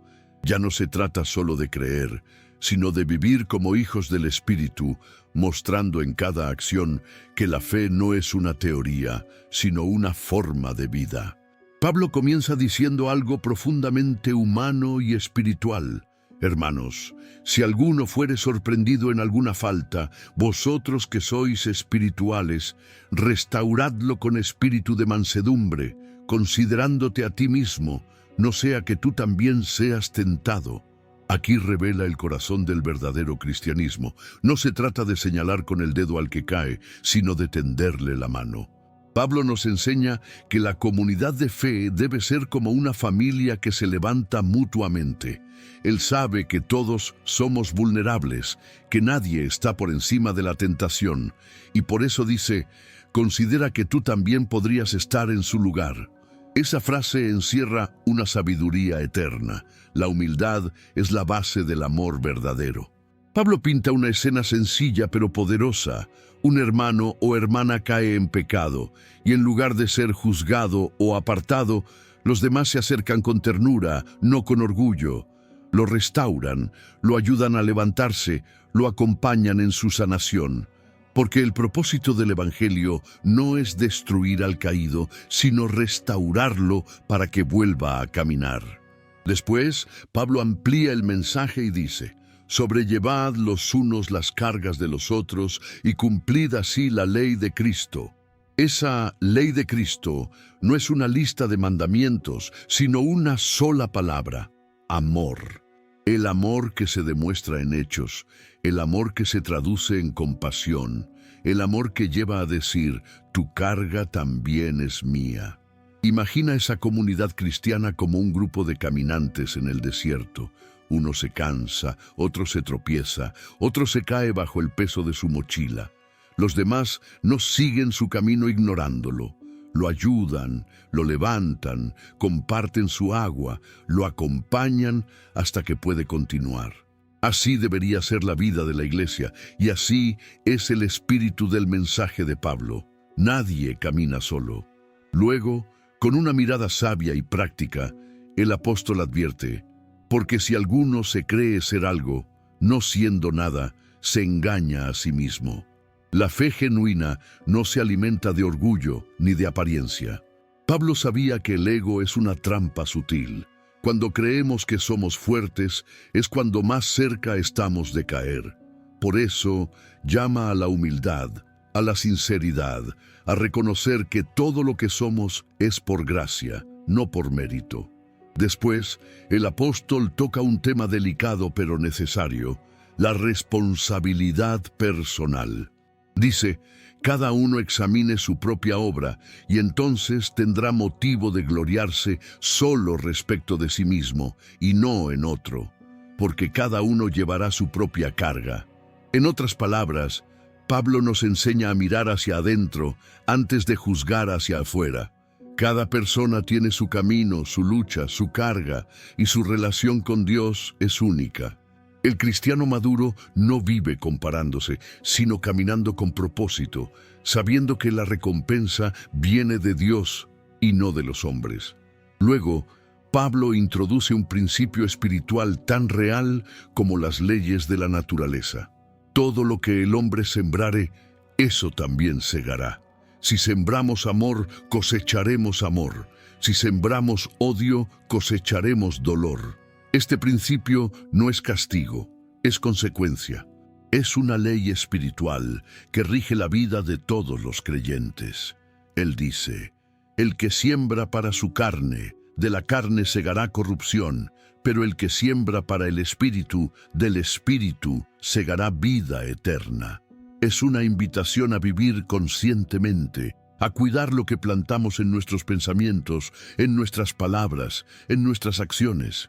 Y luego, con una ternura paternal, Pablo anima a los cansados, a los que luchan, a los que hacen el bien pero sienten que no ven resultados. Les dice: no nos cansemos, pues, de hacer el bien, porque a su tiempo segaremos si no desmayamos. Estas palabras son un bálsamo para el alma. Pablo entiende que a veces hacer el bien cansa, que perdonar una y otra vez agota, que ser fiel parece inútil. Pero promete: Dios ve, Dios recompensa y la cosecha llegará. Entonces añade: así que, según tengamos oportunidad, hagamos bien a todos, y mayormente a los de la familia de la fe. No se trata de amar solo a los que nos aman, sino de extender ese amor a todos, incluso a los difíciles, incluso a los que no lo merecen, porque así amó Cristo. A medida que se acerca al final de la carta, Pablo toma la pluma con su propia mano. Dice: mirad con cuán grandes letras os escribo de mi propia mano. No es solo una nota técnica, es un gesto de amor. Él mismo quiere escribirles, dejar su huella personal, demostrar que sus palabras no son frías ni distantes, sino nacidas del corazón. Luego, una vez más, advierte contra los falsos maestros que querían imponer la circuncisión como requisito de salvación. Les dice que esas personas buscan la aprobación humana, no la gloria de Dios. Quieren jactarse en la carne, no en la cruz. Y entonces Pablo pronuncia una de las frases más poderosas de su vida: pero lejos esté de mí gloriarme, sino en la cruz de nuestro Señor Jesucristo, por quien el mundo me es crucificado a mí y yo al mundo. Estas palabras resumen todo el Evangelio. Pablo no se gloría en su conocimiento, ni en sus obras, ni en sus logros, solo en la cruz. Porque en esa cruz murió su orgullo, su pasado, su culpa, y nació su libertad. Con una serenidad profunda, declara que en Cristo ni la circuncisión vale algo, ni la incircuncisión, sino una nueva creación. Y esa frase encierra la esencia de todo su mensaje. Lo que realmente importa no es lo externo, sino lo interno. No es la religión, sino la transformación. No es la apariencia, sino el corazón. Finalmente, Pablo cierra su carta con palabras de bendición. Desea que la paz y la misericordia de Dios estén sobre todos los que siguen esta verdad. Y termina con una frase sencilla pero cargada de emoción: la gracia de nuestro Señor Jesucristo sea con vuestro espíritu, hermanos. Amén. Así concluye el libro de Gálatas, una carta que comenzó con advertencia, se llenó de enseñanza y terminó con amor. Es la carta de un hombre que entendió que la libertad no se gana, se recibe, que la gracia no se compra, se acepta, y que la verdadera fe se demuestra amando, perdonando y viviendo guiados por el Espíritu Santo. Y con ese cierre, Pablo deja un legado que sigue vivo hasta hoy, que la cruz de Cristo no solo cambia nuestro destino, sino toda nuestra manera de vivir. Al llegar al final de esta historia completa del libro de Gálatas, es imposible no detenerse a reflexionar sobre la profundidad de su mensaje. Porque en el fondo, esta no es solo la historia de una antigua iglesia confundida por falsas enseñanzas, es la historia de todos nosotros. ¿Cuántas veces hemos intentado ganarnos el amor de Dios con nuestros esfuerzos? ¿Cuántas veces hemos sentido que fallamos, que no somos lo bastante buenos, que Dios debe estar decepcionado de nosotros? Esa es la herida que Pablo quiso sanar con cada palabra de esta carta, la herida de la culpa, del peso de la ley, del miedo constante a no ser aceptado. Pero en medio de ese dolor, Gálatas nos entrega la verdad que libera. No se trata de lo que hacemos por Dios, sino de lo que Él ya hizo por nosotros. Cristo rompió las cadenas de la ley, quitó el peso de la culpa y nos invitó a vivir en la libertad de su gracia. No una libertad para hacer lo que queramos, sino para ser lo que fuimos creados para ser, hijos amados, llenos del Espíritu, capaces de amar y perdonar como Él lo hizo. Pablo nos recuerda que la verdadera fe no se demuestra con rituales, sino con una vida transformada por el amor. Que no hay nada más poderoso que entender que la cruz no solo perdonó nuestro pasado, sino que nos dio una nueva identidad. Si alguna vez te has sentido cansado de intentar merecer a Dios, si sientes que has perdido la alegría de tu fe o que vives más por obligación que por amor, el libro de Gálatas te ofrece la respuesta. Vuelve a la gracia. Deja de luchar por ser suficiente, porque ya lo eres en Cristo. Esa es la esencia de esta historia, un llamado eterno a vivir libres, a vivir guiados por el Espíritu y a recordar que la cruz no fue el inicio de una religión, sino el comienzo de una relación. Una relación donde el amor vence a la culpa, la fe vence al miedo y la gracia vence a la ley. Así termina esta historia, pero también así puede comenzar la tuya. No con esfuerzo, sino con descanso. No con condena, sino con libertad. No con miedo, sino con el gozo de saber que en Cristo ya somos verdaderamente libres. Antes de irte, quiero invitarte a hacer algo muy especial. Verifica si ya estás suscrito al canal. Si aún no lo estás, hazlo ahora y activa la campanita para no perder ninguna de nuestras próximas historias bíblicas. Comparte este video con alguien que necesite recordar que la gracia de Cristo todavía libera, sana y transforma vidas. Y escribe en los comentarios: quiero vivir cada día en la libertad de Jesús, porque cuando compartes este mensaje, ayudas a que más corazones descubran la verdad más poderosa del Evangelio. Cristo nos hizo verdaderamente libres.